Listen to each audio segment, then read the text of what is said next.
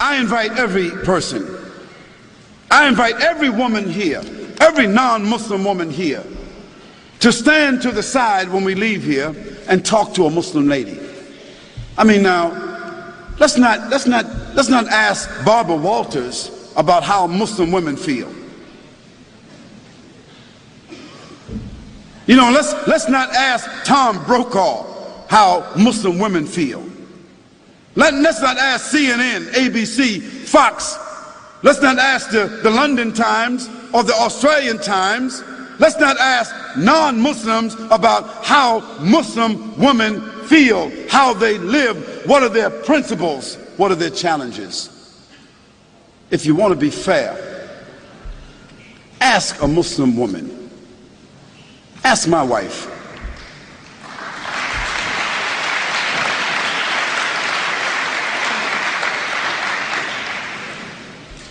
Ask my mother. You see?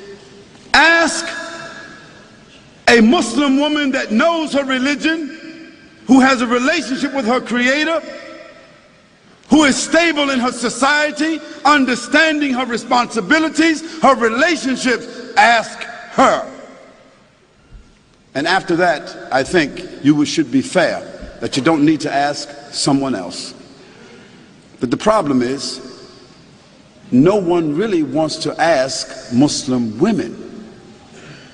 We want to take pictures of women in Afghanistan, and pictures of women in Palestine, and pictures of women in Pakistan, and pictures of women over here. And we want to listen to what people say about female circumcision, as if Muslims got women, 1,000, 10, 30,000, 40,000 Muslim women all over the world is being circumcised.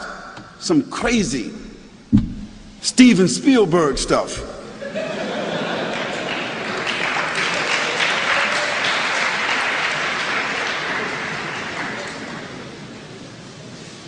And let me give you a statistic that you should know about. If you take a quota in this room right here, I'll tell you this. Most every Muslim woman in this room will be a college graduate, or is a college graduate, or is very intelligent and very much socially endowed. And within her family structure, we find that women control the wealth more so than men. Now, what does that say to you?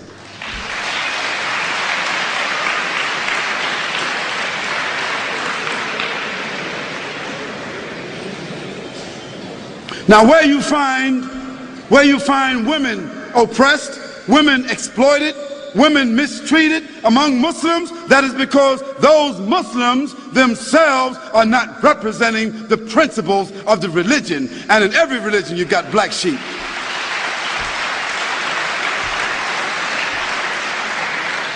But then again, you can't tell me that the 148,000 prostitutes that walk the streets in the UK, or the 76,000 prostitutes that walk the streets of Holland that have licenses to do so, you can't tell me that all these little young naked little girls walking around Australia with no clothes on, you can't tell me that they represent liberation.